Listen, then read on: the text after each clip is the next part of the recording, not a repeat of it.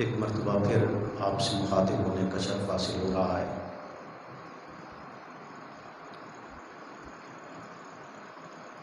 इस दौरान आपने यकीनन रमज़ानुल मुबारक की बाबरकत साअतों से अपना हिस्सा लिया होगा और मुकम्मल अक़ीदत व एहतराम जो रमज़ानुल मुबारक का ख़ासा है उसके मुताबिक अपने वक्त को गुजारा होगा। अल्लाह रब्बुल इज़्ज़त से दुआ है कि अगर कोई कमी या कजी रमज़ान के एहतराम में रह गई तो उसे माफ़ फरमाए और उसकी मुकम्मल बरक़ात को मुझे और आपको अता फरमाए। रमज़ानुल मुबारक में बहुत से अय्याम गुज़रे जो उम्मत मुस्लिमा के लिए मोहब्बत और अक़ीदत का माहवर हैं। उसमें हज़रत अम्मा फ़ातिमा रज़ी अल्लाह ताला अन्हा का यौम वफ़ात है, यौम बदर है। हज़रत अम्मी आयशा सिद्दीक़ा रज़ी अल्लाह ताला अन्हा का यौम वफ़ात है। हज़रत अलीउल मुर्तज़ा का यौम वफ़ात है। कुरान मजीद फ़ुरक़ान हमीद का नुज़ूल है। लैलतुल क़द्र की बाबरकत साअतें हैं।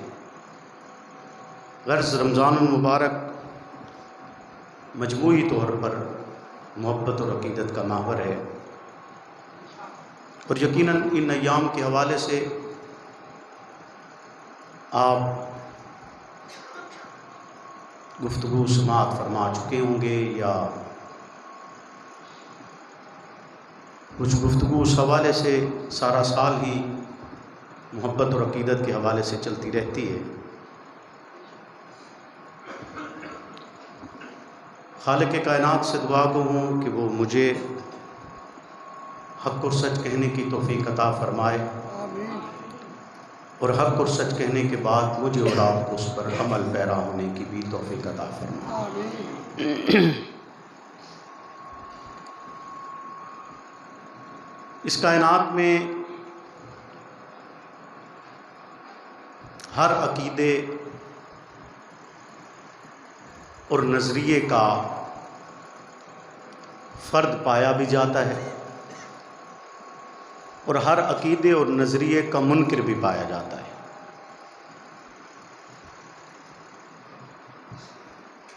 ऐसे भी लोग मौजूद हैं जो खुदा के साथ शरीक ठहराते हैं और ऐसे भी हैं जो खुदाए वहदहू ला शरीक को एक मानते हैं और ऐसे भी हैं जो खुदाए वहदहू ला शरीक का इनकार करते हैं। रिसालत का इकरार करने वाले भी हैं, रिसालत के इनकार के हामिल भी हैं। जन्नत और दोज़ख के वजूद के कायल भी लोग मौजूद हैं और जन्नत और दोज़ख के वजूद के इनकार के हामिल अफराद भी मौजूद हैं।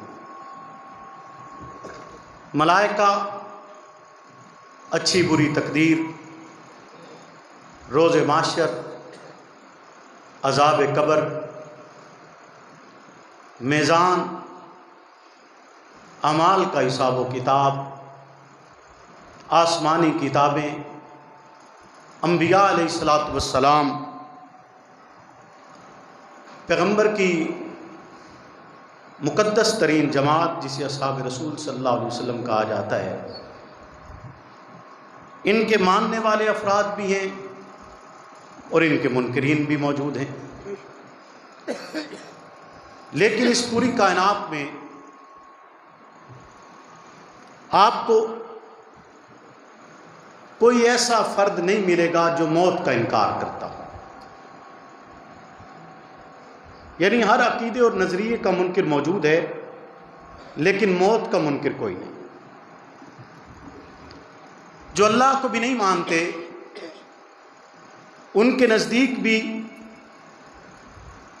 मरने के बाद का एक सिलसिला है, चाहे कोई दफनाता है, कोई जलाता है, कोई और तरीक़ाकार इख्तियार करता है, कोई उनको मिसाला लगाकर सदियों तक महफूज करता है, लेकिन हर तबके में मौत और मौत के बाद का अमल जो दुनियावी तौर पर है वो मौजूद है।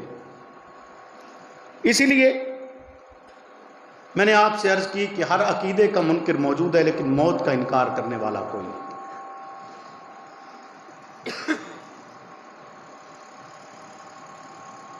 और ऐसे लोग भी मौजूद हैं जो मौत का इनकार नहीं करते, लेकिन समझते ये हैं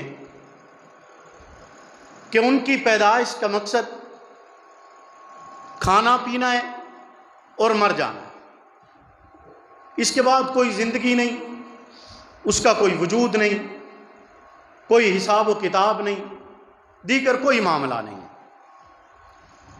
लेकिन बहैसियत मुसलमान हमारा अकीदा और नज़रिया ये है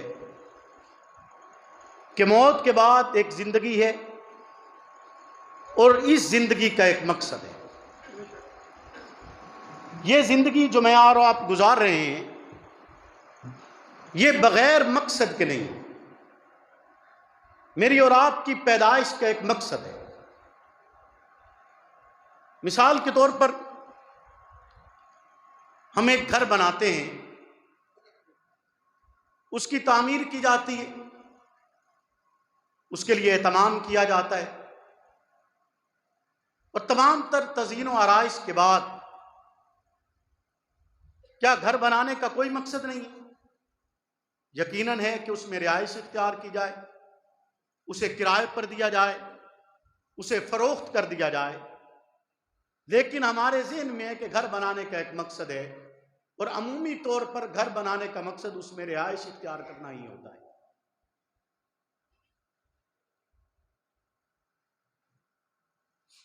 इसी तरह इंसान अपनी औलाद के लिए मेहनत करता है, उसको खिलाता पिलाता है, वो परवान चढ़ती है, उसके ज़हन में एक उसके लिए मकसद है। हत्ता कि उस औलाद की परवरिश के लिए इंसान हर हद तक उबूर कर जाता है कि उसे हराम भी कोई काम करना पड़े तो बाज़ औक़ात वो ये सब भूलते हुए और ईमान की बुनियाद को भूलते हुए हराम तक कर जाता है कि मैंने अपनी औलाद की तरबियत करनी है, उसके लिए मालो इसबाब इकट्ठा करना है। लेकिन वही औलाद परवान चढ़ने के बाद, बड़ी होने के बाद, अगर उसके मयार पर पूरा ना उतरे तो वही वालिद जिसने अपनी इस औलाद के लिए खुदाए बुजुर्ग बरतर की नाफरमानी की, वही वालिद अखबार में इश्तिहार दिलवा देता है कि मैंने फलां बच्चे को आग कर छोड़ा है, इसका मेरे साथ कोई ताल्लुक नहीं, इसके मामलात का मेरे साथ कोई ताल्लुक नहीं है। क्योंकि उसका एक मकसद था और उस मकसद पर उसकी वो औलाद पूरा नहीं उतरी। आसमान को पैदा किया, आसमान की पैदाइश का एक मकसद है। जमीन बनाई गई, जमीन के बनाने का एक मकसद है। हजर और शजर बने, फल फूल उगे, जमीन से खेती निकली। गर्ज हर एक चीज का एक मकसद है। अगर कायनात में बनने वाले हर एक चीज का एक मकसद है, तो क्या आपका क्या ख्याल है कि इंसान को पैदा करने का कोई मकसद नहीं होगा? या इस मिसाल को यूं समझिए कि हम हर 5 साल के बाद मेहनत करते हैं, लड़ाई करते हैं, रिश्तेदारों से ताल्लुक तक तर्क करते हैं, नारे लगाते हैं, शोर मचाते हैं, चीखते और चिल्लाते हैं, और तमाम तर अफराद इकट्ठे होकर अपना एक नुमाइंदा मुंतखब करते हैं, और वो नुमाइंदा 2 साल बाद या 4 साल बाद या 5 साल बाद जब मेरी और आपकी दहलीज पर दोबारा वोट का सवाली बनकर आता है, तो हम उससे ये सवाल करते हैं कि क्या तूने मुल्क व मिल्लत के लिए क्या किया है, हमारी नस्लों के लिए क्या किया है। और अगर उसके पास इसके लिए कोई जवाब ना हो तो साडा जवाब क्यों दा इत्थे की लैन आया है कि नहीं है? बोलो ना, उच्चा बोलो ना, है कि नहीं है? साडा यो जवाब होंदा ना कि भाई तू वोट ले, नुमाइंदा बना, लेकिन तूने हमारी मुल्क व कौम की इज्जत का ख्याल नहीं किया, तो तुम फिर हमारे पास क्या लेने के लिए आए हो? तुम किस मुंह से हमारे पास आए हो? ये सवाल होता है या नहीं होता? अगर ये सवाल हम अपने किसी नुमाइंदे को, जिसके लिए हमने लड़ाई भी की, झगड़ा भी किया, गालियां भी दी, गालियां खाई भी, उससे करते हैं, तो जिस खालिक ने कायनात का ये सारा निजाम मेरे और आपके लिए बनाया है, क्या उसको यह हक हासिल नहीं होगा कि अगर हम उसके अहकामात पर अमल नहीं करते तो वो मुझे और आपको उठाकर जहन्नम में डाल दे? बोलिए ना, कि उसने इंसान को पैदा किया है तो उसकी पैदाइश का एक मकसद है, और उस मकसद को कुरान यूं बयान करता है, वमा खलक़्तुल जिन्न वल इंसा इल्ला लियअबुदून। जिन्न और इंसान पैदा इसलिए किए गए हैं कि वो उसकी इबादत करें, उसके सामने सिजदा रेज़ हों, उसको माने, उसके इलाह होने का ऐलान करें, उसकी वहदानियत का प्रचार करें।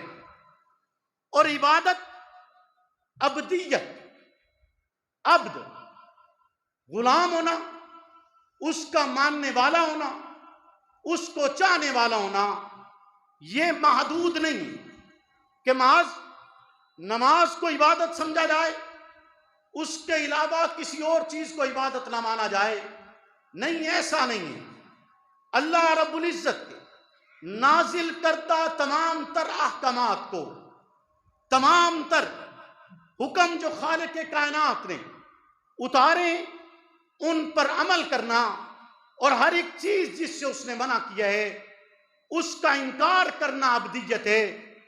उस पर चलना जिसका उसने हुक्म किया है, यह इबादत है, और उन चीजों से इनकार करना जिससे उसने मना किया है, इसको भी इबादत कहा जाता है। नमाज का फरीज़ है, सरंजाम दिया, इबादत की, रोजा रखा, इबादत की, हज फर्ज हुआ, हज कर ली, इबादत है। उशर लाजिम आया, उशर अदा किया है, इबादत है। जिना से बचे, आंख के जिना से बचे, हाथ के जिना से बचे, कदम के जिना से बचे, गर्ज हर उस चीज से बचे जिससे खालिक के कायनात ने मना किया है, ये इबादत है। उसने हर एक चीज इंसान की खिदमत के लिए पैदा की। उसने फल पैदा किए इंसान की खिदमत के लिए, सूरज बनाया इंसानियत के नफे के लिए, चांद बनाया इंसान के नफे के लिए, आसमान बनाया इंसान के नफे के लिए, जमीन पैदा की है इंसान के नफे के लिए। सर्दी और गर्मी का मौसम आता है, आप सर्दी से भी इस्तिफादा हासिल करते हैं, गर्मी से भी इस्तिफादा हासिल करते हैं। जिस्म की नशोनुमा होती है, फसलों की नशोनुमा होती है, तमाम तर मामलात को पूरा किया जाता है। तो ये सारे मामलात इंसान की खिदमत के लिए इस कुर्राए अर्ज पर कायम किए गए। और अगर हम ये समझे कि ये फायदा तो उठाना है लेकिन हमारी पैदाइश का कोई मकसद नहीं, तो क्या मुझे बतलाइए, इन चीजों से फायदा जानवर नहीं उठाते, इन चीजों से फायदा गधा नहीं उठा रहा, इन चीजों से फायदा घोड़ा नहीं उठा रहा, इन चीजों से फायदा दीगर जानवर नहीं उठा रहे, यकीनन उठा रहे। अगर वो भी उठा रहे, उनका अपनी जगह उनकी पैदाइश का एक मकसद है, लेकिन इंसान की पैदाइश का भी एक मकसद है, और वो मकसद उसकी इबादत करना है। वो मकसद, बोलिए ना, वमा खलक़्तुल जिन्न वल इंसा इल्ला लियअबुदून। इसको मजीद आसान करते हो, मैं एक मिसाल के जरिए आपको यह बात समझाना चाहूंगा, मजीद आसान करते हुए।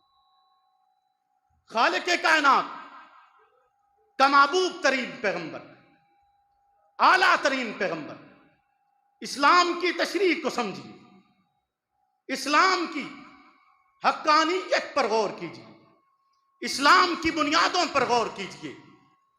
इस्लाम कोई वक्ती मजहब नहीं है, इस्लाम आरसी मजहब नहीं है, इस्लाम किसी के घर का मजहब नहीं है, इस्लाम पूरी उम्मत के लिए है, आलमी मजहब है, हमेशा के लिए है। आदम से लेकर इस उम्मत के आखिरी फर्द तक इस्लाम राइज रहेगा। इस्लाम आलमी मजहब है। दुनिया में बेशुमार मज़ाहिब आए, हर एक मजहब दूसरे मजहब को खा गया। कहीं बुद्ध मत को हिंदू मत ने खाया है, कहीं पर ईसाइयत को यहूदियत ने खाया है, कहीं यहूदियत को ईसाइयत ने खाया है। लेकिन इस्लाम वो लाजवाल मजहब है जो जब से जारी हुआ हर जमाने में उसके पैरोकार मौजूद हैं, हर जमाने में उसके मानने वाले मौजूद हैं। हर जमाने में बातिल मज़ाहिब के सामने इस्लाम सीना सबर रहा है, बातिल मज़ाहिब के सामने मज़ाहमत करता रहा है।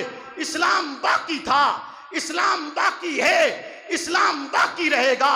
एक खूबसूरत मिसाल जो पैगंबर इस्लाम ने इस्लाम के इस ज़र्री उसूल को बयान करते हुए, वज़ाहत करते हुए दी है।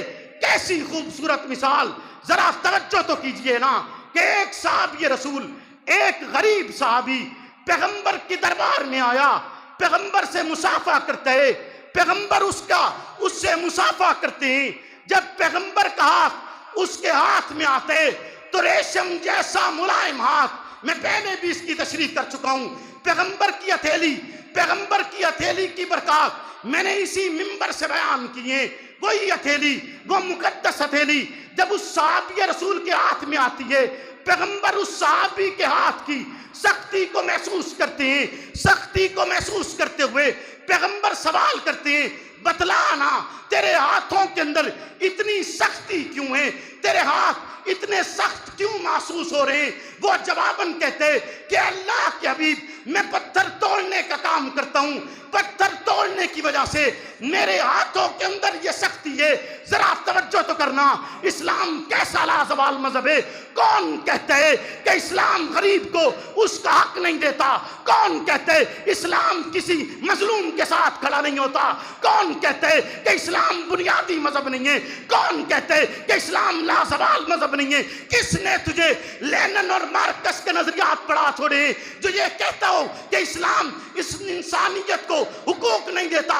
जरा तवज्जो तो करना कि इस्लाम का नंबरदार शारे इस्लाम, वो अजीम तरीन शख्सियत जो वजह वजूद कौन मका है, वो आला तरीन शख्सियत जो सैयदुल अंबिया है, वो आला तरीन शख्सियत जो खालिक कायनात का महबूब पैगंबर है, वो आला तरीन शख्सियत जो साकिए कौसर है, वो आला तरीन शख्सियत जो शाफिए माशर है, वो आला तरीन शख्सियत जो इमामुल कौनैन है, वो इमामुल कौनैन अपने मुकद्दस लब उस साहबी रसूल के हाथों पर रखकर उसका बोसा लेते हुए ये अल्फाज अदा करते हैं, ये ज़र्री अल्फाज अदा करते हैं कि तू हलाल कमाता है अपने बच्चों के लिए, अपने घराने के लिए, तो तेरा ये हक बनता है पैगंबर तेरे हाथों को बोसा दे।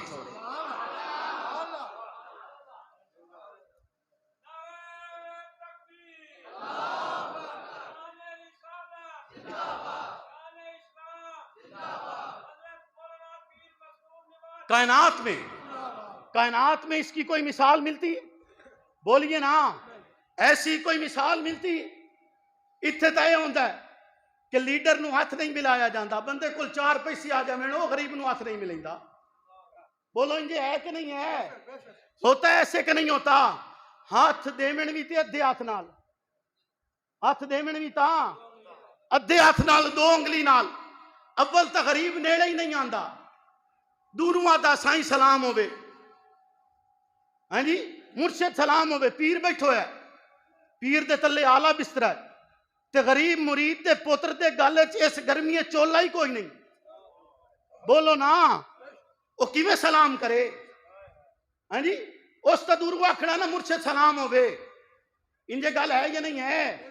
कायनात का कोई भी फर्द, कोई वडेरा, कोई दौलतमंद, कोई साहिब इक्तदार, कोई पीर, कोई बुजुर्ग, क्या मोहम्मद रसूलुल्लाह के किसी अदना से अदना गुलाम की जूती की खाक भी हो सकता है? और वो असीम पैगंबर गरीब सहाबी के आंखों को बोसा दे। बोलिए ना। और बुलेंदे ने तैनू इस्लाम क्या सिखाया है? इस्लाम इस नू आते हैं, इस्लाम है। मैं उस इस्लाम की गल नहीं कर रहा जो हर 2-4 साल बाद साडे मुल्क तब्दील हो जाता। मैं उस इस्लाम की गल नहीं कर रहा जो हर 2-4 साल बाद साडे, हाँ बोलो इंजे गल है या नहीं है? तब्दील होंदा या नहीं होंदा? 2 साल पहले इमरान खान जो आई वो अमीरुल मोमिनीन आई, हुण आदन शहबाज शरीफ नूं भी अरबी आंदी है। इंजे गल है या नहीं है?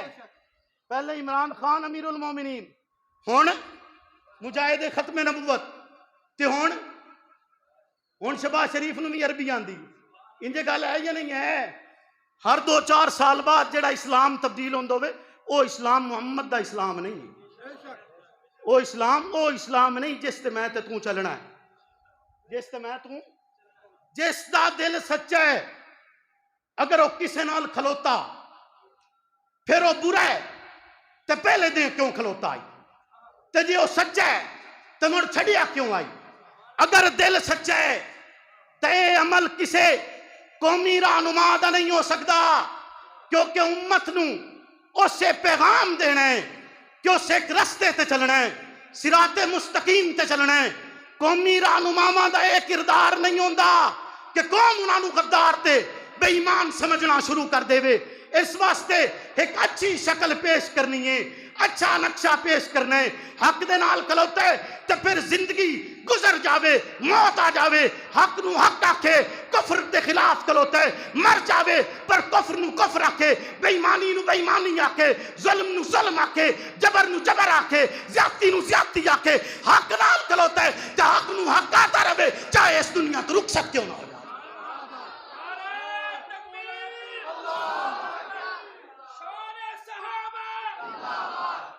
तवज्जो है, बोलो ना। साडी ते तुहाडी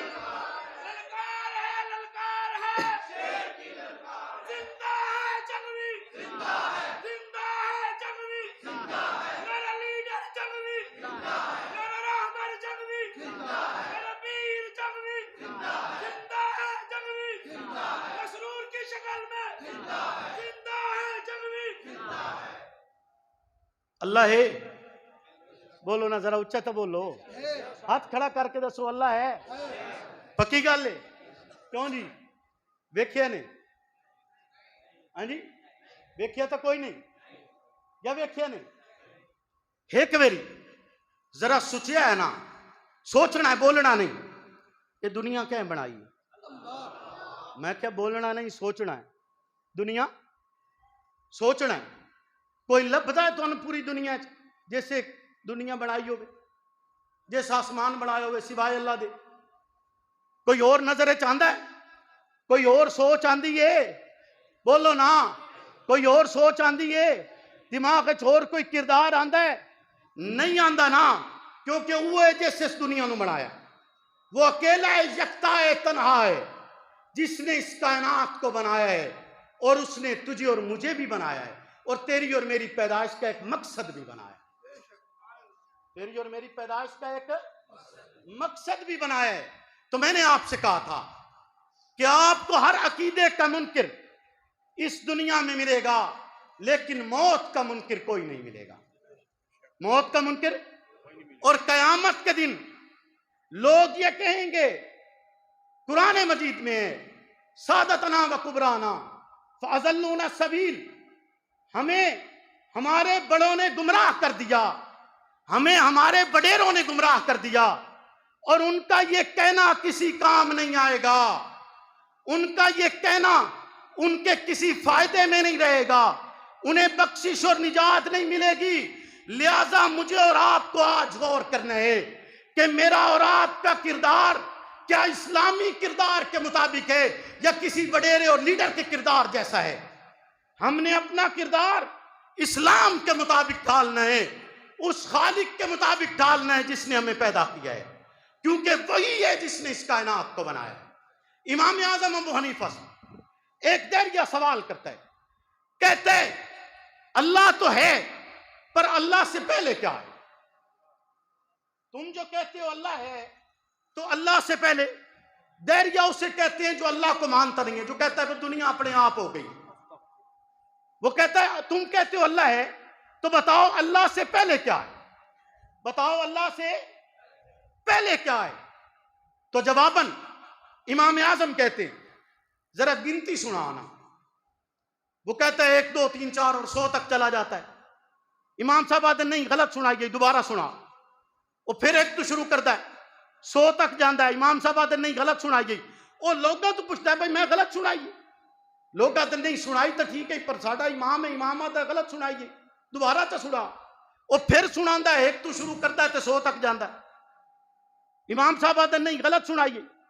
वो आता है भाई मैं गलत नहीं सुनाई, एक तो शुरू की 100 ते मुकाइए, तो किमें आना गलत सुनाइए? इमाम साहब जवाब में चाहते फिर दस ना, एक तो पहले की है, दस ना एक तू। वो आता एक तो पहले तो कुछ नहीं, एक तो पहले उन्हें कहा जी मैं इस एक तो पहले कुछ नहीं, उन यार अल्लाह तो पहले भी कुछ नहीं, अल्लाह तो पहले भी ओ ऐसी जात है जिस दी इब्तदा भी नहीं तो जिस दी इंतहा भी नहीं, जिस दी इब्तदा भी नहीं तो जिस दी। और फिर अगला सवाल करता है कि इमाम साहब मेरा नजरिया है ये दुनिया अपने आप बनी है, तू दस ना ये दुनिया उस बनाई है। इमाम साहब ना टाइम बन गया, अगले दिन इकट्ठे हुसैन, अगला दिन आ गया। इमाम साहब वक्त लेट पहुंचे, ओ जवाबन देर याद है इमाम साहब तुसा कौमी लीडर हो, तुसा बुजुर्ग हो, तुसा फकीह हो, तुहानू नहीं पता वक्त की पाबंदी के दिन तुसा वादा खिलाफी क्यों की है? जेड़ा टाइम दिता ही उस टाइम ते क्यों नहीं आए? इमाम साहब आदन वाकयातन मैनू देर हुई है, लेकिन देर की एक वजह है कि जिस रस्ते तो मैं आना आई उस रस्ते दे विच एक दरिया मौजूद आई। दरिया पार करन तो पहले मैं वेख्या किए कि एक दरख्त कटी गया, ओदे अपने आप तख्ते बने, फिर वो कश्ती बनी है, फिर उहदे विच लोग सवार होए, फिर लोगों तो उस कश्ती ने किराया वसूल किया है, ओदा मल्ला भी कोई नहीं, अपने आप चलते हुए और दूजे किनारे ते पहुंच गई। मैं आ गया। ओदा इमाम साहब ये किमें हो सकता है? एक दरख्त खुद ब खुद कटी जावे, चिरीवे भी सही, तख्ते भी बने, फिर कश्ती भी बने, कश्ती बन के ते तू उसदे विच बह भी जावे, और किराया भी वसूल करे ते इत्थों तक भी आ जावे। इमाम साहब आदन जे कश्ती इंजे नहीं बन सकती ते कायनात इंजे किमें बन सकती है? एक कश्ती ऐसे ही नहीं बन सकती तो बोलो ना ये कायनात कैसे बन सकती है? वो आगे से जवाबन कहता है इमाम साहब आपकी ये बात भी मान ली, अगला बताए ना अगर अल्लाह है तो नजर क्यों नहीं आता? अल्लाह है तो बोलो ना, अल्लाह है तो नजर क्यों नहीं आता? इमाम साहब दूध का एक थाल मंगवाते हैं, थाल मंगवा कर कहते हैं कि ये दूध है, कहता हाँ है, बोलो ना दूध है। सूफी इकबाल साहब ये गल सही समझ रहे हो, उसने दूध है, बोलो ना दूध है, वो कहता हाँ है। इमाम साहब कहते हैं इसमें से मक्खन दिखा, इसमें से, इसमें मक्खन भी है ना? वो कहता है हाँ। कहते हैं इसमें से मक्खन दिखा, वो कहता है मक्खन नजर तो नहीं आ सकता। इमाम साहब फिर बिफर के कहते हैं कि तेनू दुध च मक्खन नहीं नजर आता, तेनू कायनात च रब किवें नजर आना?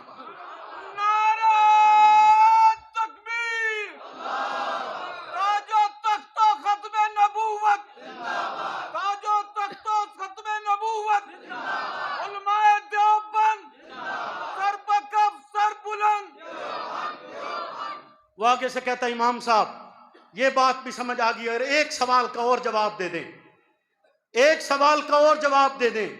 हो सकता है कलमा पढ़ लूं, हो सकता है कलमा पढ़ लूं। कहता है इमाम साहब बताएं ना इस वक्त अल्लाह देख कहां रहा है? अल्लाह का चेहरा किस तरफ है? इमाम साहब चिराग जलाते हैं, चिराग जलाकर कहते हैं इसकी रोशनी का चेहरा बता। वो कहता है इसकी रोशनी का चेहरा तो कोई नहीं, हर तरफ है। इमाम साहब कहते हैं जैसे इस अदना सी रोशनी का हर तरफ मुंह है, हर तरफ चेहरा है, तो वो जो मुजस्सम नूर है उसके चेहरे का तय्युन कैसे किया जा सकता है? उसके चेहरे का तय्युन बोलिए ना। तो ये सारी कायनात, इस सारी कायनात में मौजूद हर एक शय इंसान की खिदमत के लिए बनाई गई, इंसान को देने के लिए बनाई गई, और इंसान को रब ने सिर्फ अपनी खिदमत के लिए बनाया है, अपनी पसंद के लिए बनाया है। और वो जो खिदमत चाहता है वो खिदमत भी ऐसी चाहता है जिस खिदमत में बाप शरीक ना हो, जिस खिदमत में माँ शरीक ना हो, जिस खिदमत में बहन भाई रिश्तेदार शरीक ना हो, जिस खिदमत में नबी शरीक ना हो, जिस खिदमत में सहाबी शरीक ना हो, जिस खिदमत में वली शरीक ना हो। माँ बाप का मकाम माँ बाप को दिया जाए, बहन भाई का मकाम बहन भाई को दिया जाए, रिश्तेदारों का मकाम रिश्तेदारों को दिया जाए, नबुव्वत का मकाम नबुव्वत के मकाम पर रखा जाए, आले बैत का मकाम आले बैत पर रखा जाए, असहाब रसूल का मकाम असहाब रसूल के मकाम पर रखा जाए, औलिया का मकाम उनकी विलायत का मकाम उसी मकाम पर रखा जाए। लेकिन रब कहता ये है कि ये जो तेरी पेशानी है, ये जो टुकड़ा है तेरे सर का, ये टुकड़ा उसने अपने लिए मखसूस किए। जब ये झुके तो आवाज यही आए, सुबहान रब्बियल आला।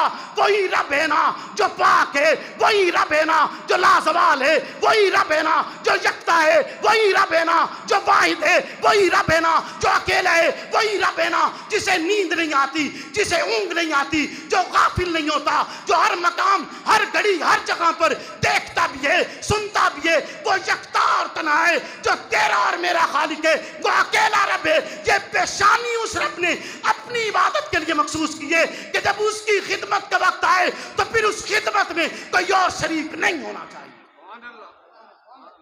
फिर कोई और शरीक बोलो ना, ऊंचा बोलो चा, कोई और शरीक गल कोई पल्ले पई है कि नहीं पई? हाँ जी बोलो ना, ओ बोलो चा, गल कोई समझ आई है कि नहीं आई? पैदाइश का कोई मकसद है या नहीं है? इंसान नू पैदा करने का कोई मकसद है या नहीं है? की मकसद है? उसकी इबादत, उसको मानना, एक यकता तन्हा मानना, उसकी इबादत करना, उसके अहकामात पर अमल करना, और ऐसे अमल करना, इस तर्ज के साथ अमल करना कि फिर दुनिया कहे कि हाँ ये उसके मानने वाला है। फिर हर हालत में हर एक चीज से रुक जाना। खातून रास्ते से गुजर रही है, देखते हुए निगाह झुका लेना, बोलो ना, देखते हुए निगाह झुका लेना। और उसके लिए भी यही हुक्म है कि अगर वो गुजर रही है तो वो भी निगाहें झुकाए, वो भी पर्दा करे, वो भी पर्दा करे। उसको भी यह हासिल नहीं कि वो नाफरमानी करे। जैसे कहते हैं ना, सभी मुझसे कहते हैं कि नीची रख निगाह अपनी, सभी मुझसे कहते हैं कि नीची रख निगाह अपनी, कोई उनसे नहीं कहता ना निकलो यूं आया होकर, कोई उनसे नहीं कहता ना निकलो यूं। आखिर में मैं